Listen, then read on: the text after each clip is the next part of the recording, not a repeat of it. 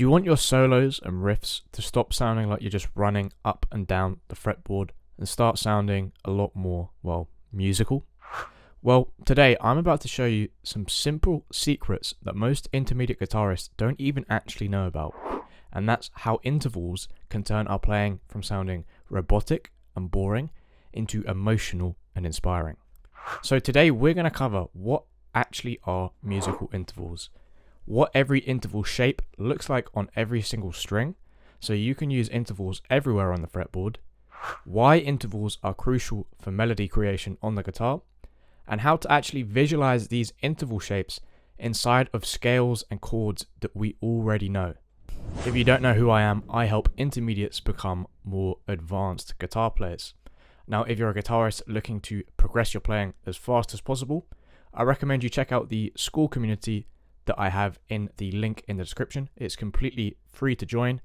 Again, the people that are looking to progress their playing as soon as possible, we have workshops and also courses available for you.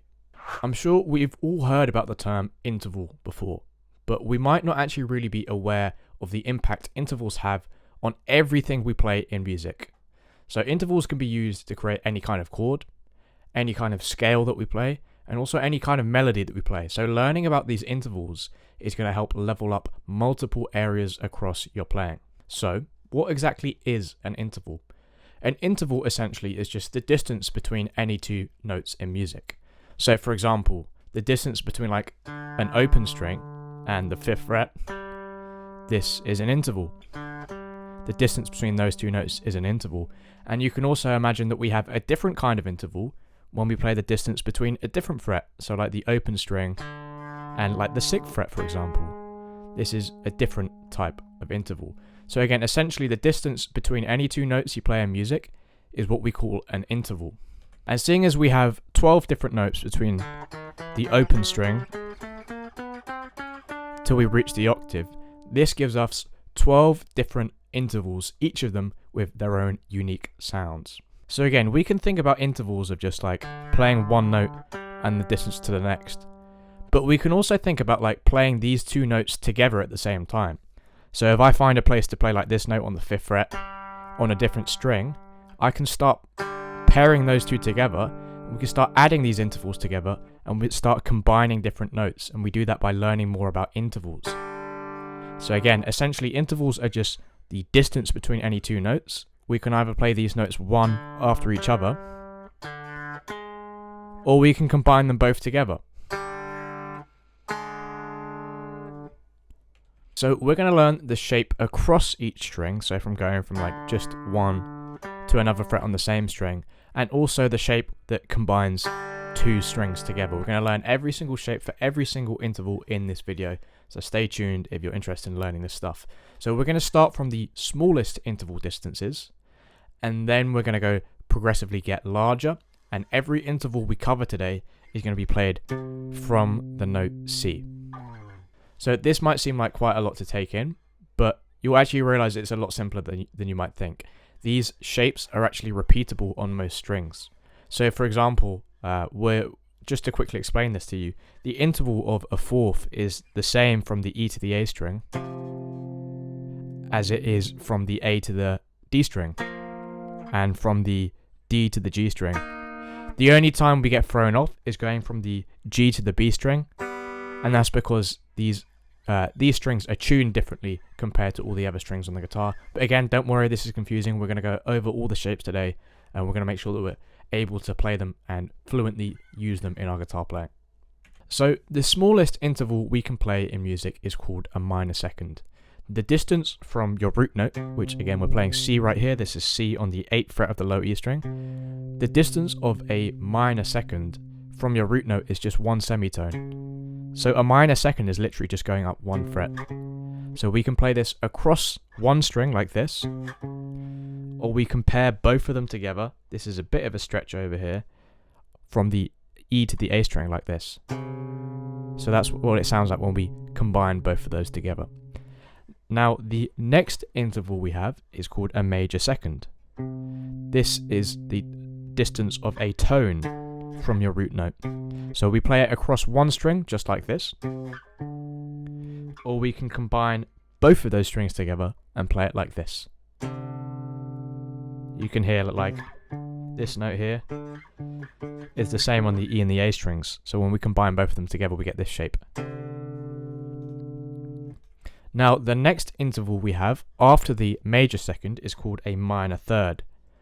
So the distance from your root note is a tone and a half, and we can play across the string like this, and we can pair it with another string just like this.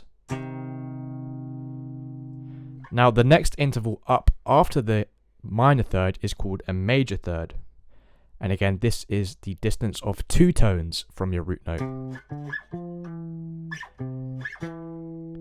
So we can play it across just like this, and then going back to the root note over there, or we can combine this with another string and get this shape over here. Now the next interval after the major third is called a perfect fourth. The distance from the root note and the perfect fourth is 2.5 tones, and again we can play it across one string like this, or we can combine 2 strings together and play the interval like this. Now the next interval after the perfect fourth has a couple of different names, and this is called either an augmented fourth or a diminished fifth. Now this might seem a bit confusing, but the reason for giving this interval a different name, it all depends on the context you're playing the interval within. So if we started on a fourth and then sharpened it, it would become an augmented fourth. However, if we started from the fifth and then flattened it, it would become a diminished fifth. Again, if this is too confusing, you can kind of forget about that and just call it a tritone. You might have heard this interval referred to as the tritone before, or like the devil's chord, for example. So we'll just call it the tritone for the moment if you don't understand the reason we give it different names, right? So again, the tritone is 3 tones away from your root. So we can play it across one string like this, or again we can pair 2 strings together and play it like this. The next interval is called a perfect fifth. The distance from your root note is 3.5 tones, and again we can play this across like this, or again we can pair both of these together. You might be aware of this as like the power chords. This is used in many songs like Smells Like Teen Spirit. He's just like moving around in these intervals over here. Now again, the next interval after this has 2 different names, again completely depending on the context of where you're moving from the note before. This interval over here is either called an augmented fifth, which just means a sharpened fifth, or a minor sixth, which just means a flattened sixth, right? So we can either play it across one string like this, or we can pair 2 strings together like this. And again, this is 4 tones away from your root note. The next interval is called a major sixth. And you might be quite familiar with this if you're a blues player by hearing the progression that goes like... What they're doing, they're just going from the 5th to the 6th, right over there. And that's that interval over there. So we can play the root note to the major sixth, like this on one string, or we can pair both of them together, like this over here. Now sometimes this is quite a bit of a stretch to go from the E to the A string like this. So we can also play that major sixth as well over here on the D string, which gives us that shape that's usually a lot easier to get to, but we have to skip a string to do that. And again, the distance between your root note and your major sixth, it is 4.5 tones. Now, the next interval after the major sixth is called a minor seventh. And the distance between this and your root note, it is 5 tones, this one. And again, we can play it across one string like this, or you can pair 2 strings together. We go from like the low E string to the D string and play both of them together just like that. And again, the next interval after a minor 7 is called a major 7th. We can play it across one string like this, which is quite a large jump, or we can pair two strings together. We go from the low E string, skip a string to the D string right over here, which gives us this major 7 looking shape. And again, this is the distance of 5.5 tones from your root. Now, right after the major 7, we get back to the octave, and that gives us all the intervals that we can find until we get to an octave.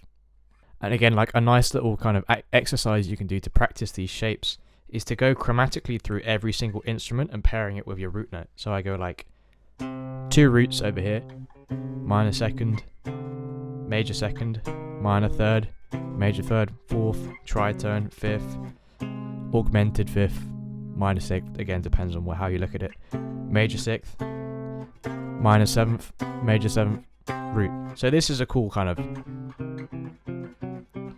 little exercise that you can do to just kind of get yourself familiar with all these shapes of the intervals.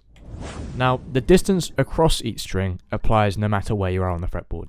So like for example, the distance of a minor third is always going to be like that, no matter what string you're on going across. So the distance across from one note to another on the same string, the interval is always going to be the same that way.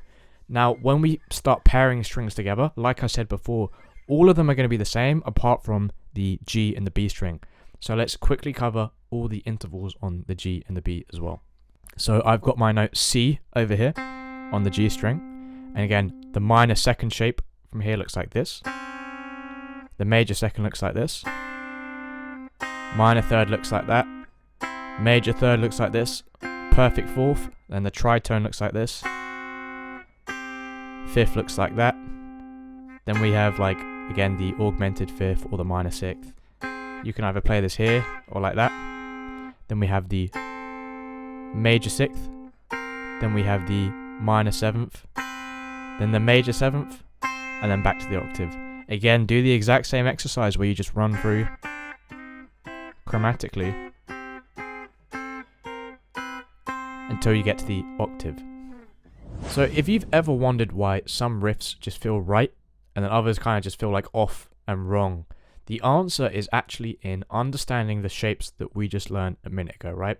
So let me show you how understanding these intervals and how to apply them is actually a musical superpower into creating riffs that sound interesting and inspiring. So each interval that you play has a unique relationship to the root note that you play it from. Every interval serves a completely different purpose. Some intervals are going to sound quite nice and happy. Some are going to sound kind of sad and kind of a bit melancholy. Some are going to sound quite stable and grounded. And then there are going to be some that sound really uncomfortable and tense. Again, all of them have a unique relationship to the root note. And let's find out which ones serve what purpose and how to get the most out of these intervals and start using them intentionally to craft directions in our melodies and riffs. So let's start off by breaking down which intervals give off stable and grounded sounds first. So the most stable sound we can have in music is just playing the octave or the root twice, pretty much. They call this a unison, when you just play the same pitch at the same time. And again, the reason is stable. We're just repeating the same note twice, right? There's no kind of difference going on. There's nothing conflicting, right? The other stable intervals are going to be a perfect fourth and a perfect fifth. Usually this is why we get a lot of like rock riffs have these kind of like power chord shapes or like those fourths. It's quite a stable, strong, grounded kind of sound. This is why these are used. It makes sense to have those strong, grounded sounds in that type of music. So we can also create some happy sounds as well with the intervals. So we could, for example, use a major second, a major third, and the major sixth as well. Gives us quite a happy sound. These are like some kind of happy sounds that we can use to go between our riffs. And a good example of a riff using just sixths is like a Fortunate Sunlight.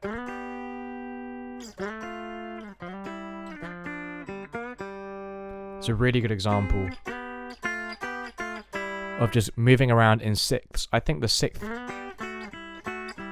is a really nice, sweet, happy sounding interval. Now again, we also have the sad sounds. The minor second is going to be quite a sad, kind of uncomfortable sound. The minor third as well, it's quite a sad sound. And then like the minor seventh can be a sad, kind of bluesy type of sound as well. And then now that we've got like the stable sounds out the way, the happy sounds and the sad sounds, what we have left are all the really tense kind of sounds as well. Now, the most obviously tense and uncomfortable sound is that tritone interval. There's quite a lot of dissonance over there as well. You can hear that it's kind of desperate to resolve either up or down. But yeah, just by itself it's a really uncomfortable sound. And this is the same for the major seventh as well. It sounds quite unsettled, like it needs to go somewhere. It resolves quite nicely back up to the octave there as well. And again, the minor second is also quite tense as well. It's not a very nice sound. So our tension sounds are like the tritone, the major seventh, and like that minor second as well. So how are we actually supposed to use this when it comes to creating music? Let's say, for example, I wanted to create a riff that starts off in a stable kind of sound. Then it goes to a bit of tension, then back into a kind of stable sound again, and then finishes off with a bit of like kind of like minor sound going on. So if I took that in mind by starting stable, then going to a really tense interval, back to stable, and then to a minor, I could play a riff that maybe sounds something like this.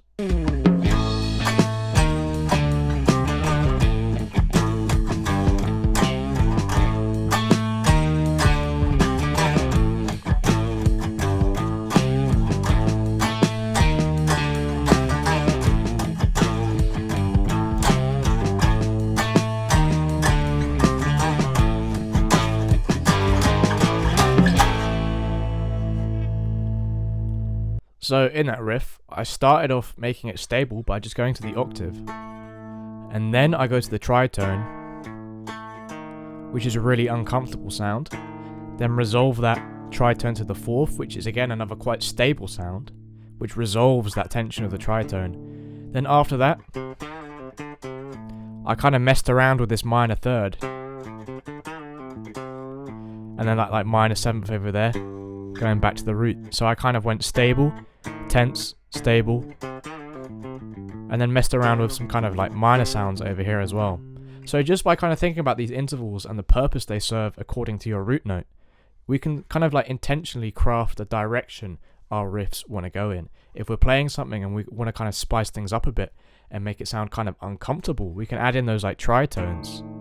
And if we want it to sound like really strong and grounded, we can use those like perfect fifths and perfect fourths, and even potentially those octaves as well, and start to kind of like stack all of them together. So like imagine, to make it really stable, we add a perfect fifth and also the octave in, which gives you that kind of really strong grounded kind of sound. We can also start to visualize how these intervals actually apply to pretty much everything we already play on the instrument.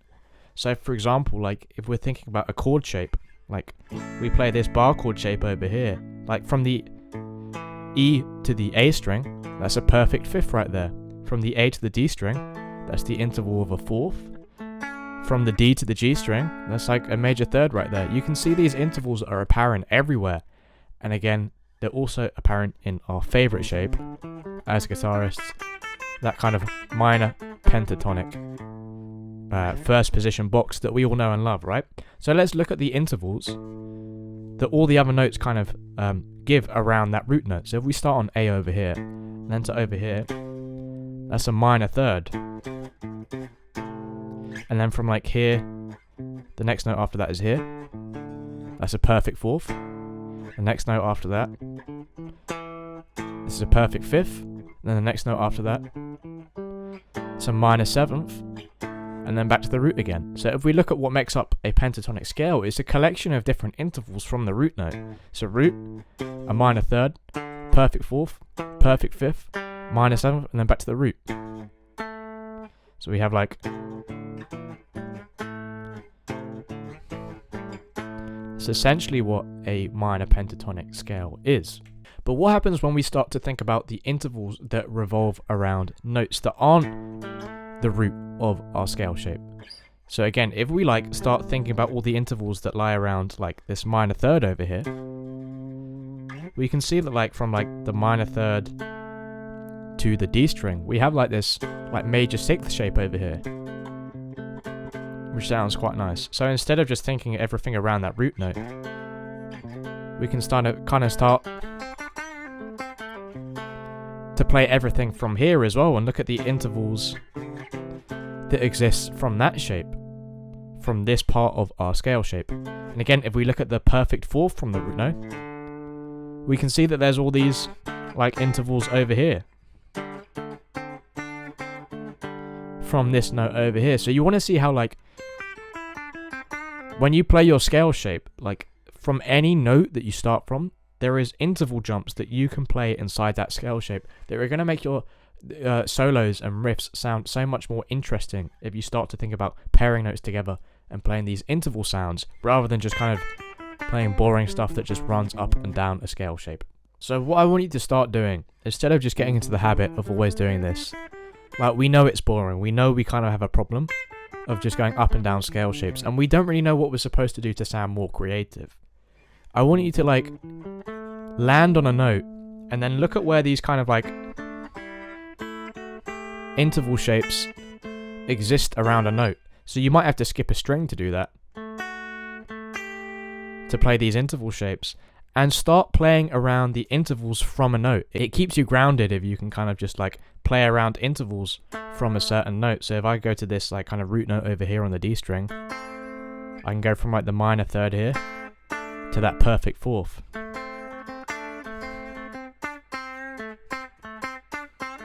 And we can kind of riff around with that more. It makes you more intentional of like combining different intervals together. So when we do this, we start creating more unpredictable, interesting curves to our melodies and riffs, instead of that boring kind of predictable, just like running up and down scale type of sound. So with that information in mind, I could use this to inform how I improvise, and maybe possibly come up with something that sounds like this.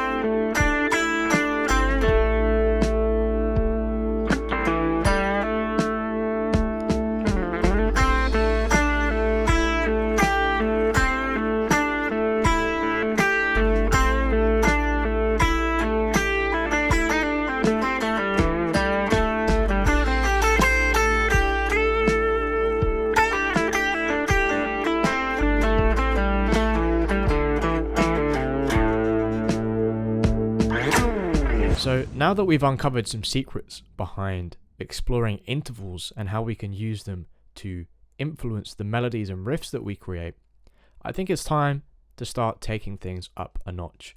Imagine being able to play in a way that completely transforms the vibe and the mood of your music. So we could make something that sounds happy, mysterious, or even possibly quite haunting. And imagine being able to do that all with the same scale shapes that we already know and love. Well, luckily, that's the power of learning from this video over here that I've made about modal harmony.